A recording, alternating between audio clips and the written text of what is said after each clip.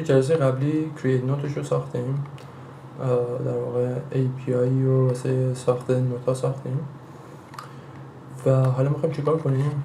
میخوایم توی این قسمت همه نوتایی که مربوط به اون یوزر هست رو در واقع چیکار کنیم؟ بسازیم.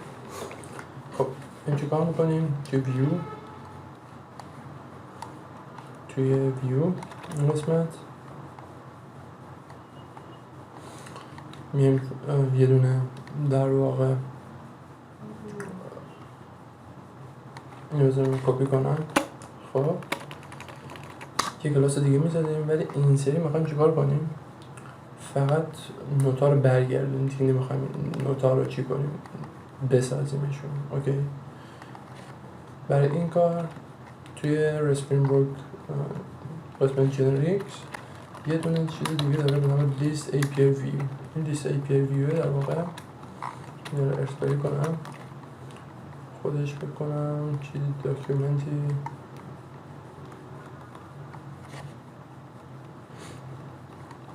فقط سریالایزر رو میگیره و اینجا نمیشه رفت تیپ بکنم، اونا رو لیست میکنه. خلاصه واسه ما همه فیلدهایی که نیاز داریم واسه ما لیست میکنه.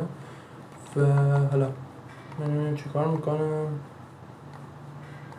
کرییت نوت که نیست، لیست نوت، لیست نوت ویو. خب و اسمش هم که میذارم همین. سریالایزرش هم باید عوض کنیم. من ببندم سریالایزره، اینو اینجا ایمپورت کنم، بریم سراغ بقیه کارم.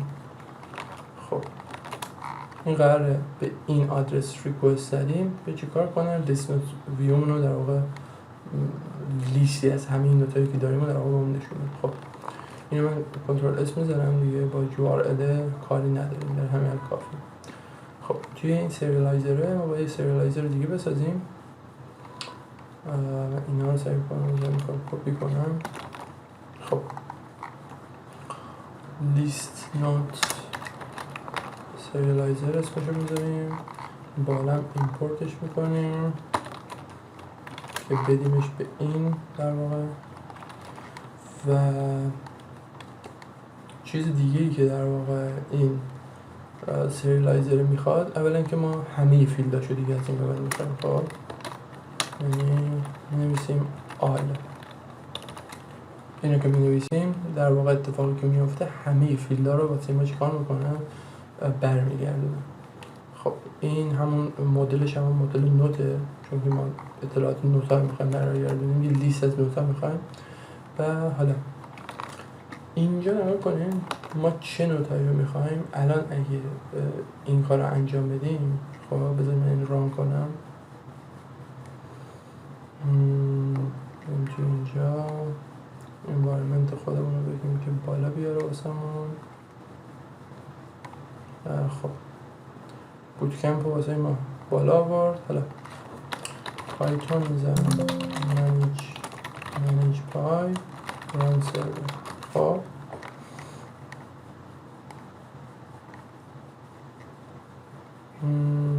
list node serializer from serializer این نمیتونه ایمپورت بشه. لیست نوت سریالایزر چرا نمیتونه؟ سیو نکردم شد. خب این رو سیو کنم دوباره. خب الان درست شد. بریم قسمت الان میخوام ریکوست بدیم. اوکی اینجا بریم توی کالکشن نوت، این گت نوت نبود فکر کنم، این کرییت بود. اسمشو بذاریم، اسمشو رینیم کنیم اول کرییت نوت این. خب بعد میخوایم چیکار کنیم؟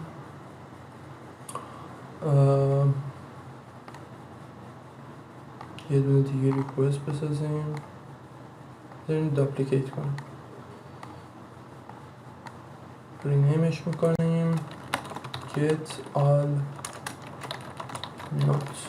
خب توی get all note توی قسمت نوت که رفتیم آل رو الان بزنیم همه رو واسه ما باید بیاره دیگه، درسته؟ و اگه من الان اینو بزنم با ریکوست get باید بزنم. خب this note should either include a query set or override the get query set method. آره. خب میگه که باید بریم توی قسمت لیست نوت، توی کلاس لیست نوت مدلش رو اگه بیاریم این نیست، ویو رو اگه بیاریم توی لیست نوتی که اینجاه مثل این باید کریت نوت، البته اینو نمیخواست، توی لیست نوت باید واسهش کوئری ست تعیین کنیم. خب کوئری ست بهش میگه که چیکار کن، میگه اون آبجکت هایی که مد نظرته رو واسه ما فیلتر کن که منظور چیه، میگه آبجکت آل. خب حالا اینو میذارم سیف که بزنیم، دوباره الان بزنیم همه نوتا رو واسه ما با بیاره. ببینید همه نوتا رو میاره، حتی اون نوتایی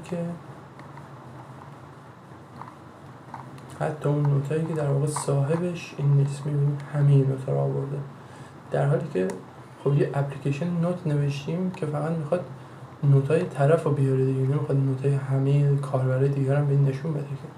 خب باید چیکار کنیم؟ با فیلتر کنیم اینو، با فیلتر کنیم یوزر رو بندازیم داخلش، ولی خب ما یوزر رو اینجا نداریم. بخاطر این باید چیکار کنیم؟ باید بریم اینجا، دیدین ارورش چی بود؟ رو دیگه بزنم سیف کنیم، گفت یا کوئری ست رو مقدار بده یا یه تابعی رو اووررایت کن. درسته؟ میکنیم تابع get query set رو میگه اووررایت کن. get query set چیا داره توش؟ get query set اون در واقع اطلاعات ریکوست داخلش هست. خب اینجا الان داره یه کوئری ست برمیگردونه دیگه، درسته؟ ما این سلفی که داریم اینجا، سلفه یه سری اطلاعات داخلشه که از اون اطلاعات در واقع میشه استفاده کرد. یکی از اون اطلاعات چیه؟ سلف دات ریکوستی که اینجا تو این ریکوسته گفتیم چیه؟ یوزر توش موجوده. خب ما الان میتونیم چیکار کنیم؟ ما میتونیم یه کوئری ست برگردونیم، بردارم return note dot object dot filter dot که نه اونهایی که پرسونشون مساوی self dot request user. حالا این کار اگه ما بکنیم چی میشه؟ فقط نوتای همون طرف برمیگره. میبینید چرا کم شد و این اتفاق میفته. حالا پس گفتیم چجوری داره کار میکنه. اول از کجا میفهمم کدوم یوزرم؟ از طریق این هدری که اینجا هست. اوکی، این هدر، و از این طریق میفهمیم که حالا باید چی کار کنیم. خب حالا ما این ریتریو کردنشو درست کردیم. این قسمت قراره من با فلاتر بیام چیکار کنم؟ با فلاتر بیام در واقع تو قسمت بعدی به خاطر این هدر است. خب حالا این فیلم هدر است. توی ادامه که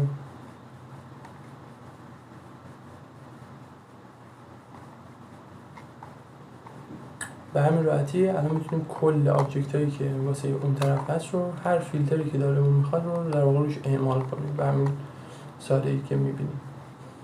حالا توی جلسه بعد، توی اون جلسه که واسه فلاتر هست، من میام چیکار میکنم؟ این اپی که در واقع اینجا هست ریکوست میزنیم به سرور، همه این نوتا رو میگیریم و اون نوتا رو در واقع توی این اپلیکیشن نمایشش میدیم. و فعلا تا جلسه بعدی.